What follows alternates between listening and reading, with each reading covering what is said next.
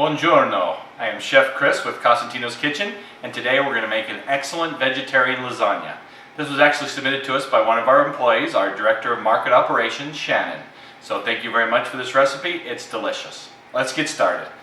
These are all the products that you'll need for this dish. We got some mozzarella cheese, lasagna noodles. I really like, it's probably a cheat, but I really like the pre-cooked ones, or the ones that are no boil. They work really well, and you don't have to spend all the time boiling and cutting and all that stuff.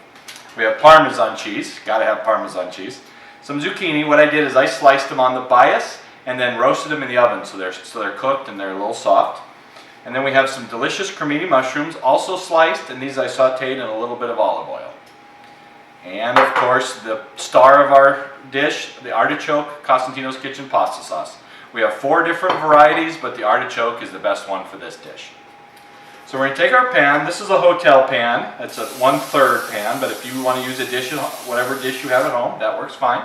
The reason why I like this is because it's deep and narrow, so you get a nice thick lasagna, which makes it look so much nicer, like the kind that you see at a restaurant. So first thing we're going to do is put just a little bit of the sauce along the bottom, just to give us a nice little layer, so to keep it from sticking and get crusty bottoms. You don't like crusty bottoms. Then we're going to put the lasagna noodles. So 1 layer, and then these are nice because you can kind of break them to whatever shape you want to fill in the holes. And then we'll probably want to do one about like that. Okay, so there's our first layer. Then we're going to put a layer of our cooked zucchini. And you can use as much or as little as you like. If you don't like zucchini, you can use other stuff like yellow squash or other types of squash, or you can leave it out completely. This dish, if you're not a vegetarian, you can also add some sausage to it, would be delicious.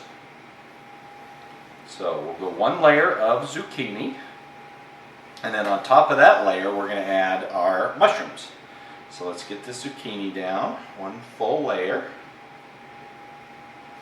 While I'm doing this, tell you a little bit about our products. We are available here in Arizona at AJ's, Whole Foods, and Sprouts, but you can also order online or through Amazon.com as well. So we're going to put just a few mushrooms. If you like mushrooms, you can use a lot more. Just do a little bit in there, and then we'll put a layer of the sauce.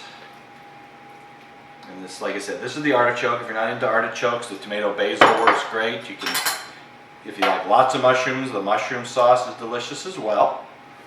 So there's the sauce. Now we're going to put a layer of mozzarella cheese. Love mozzarella. This is a part skim, so it's a little healthier. You can use the whole milk mozzarella if you like. Whatever you want. Like Emeril Lagasse says, it's not going to hurt my feelings.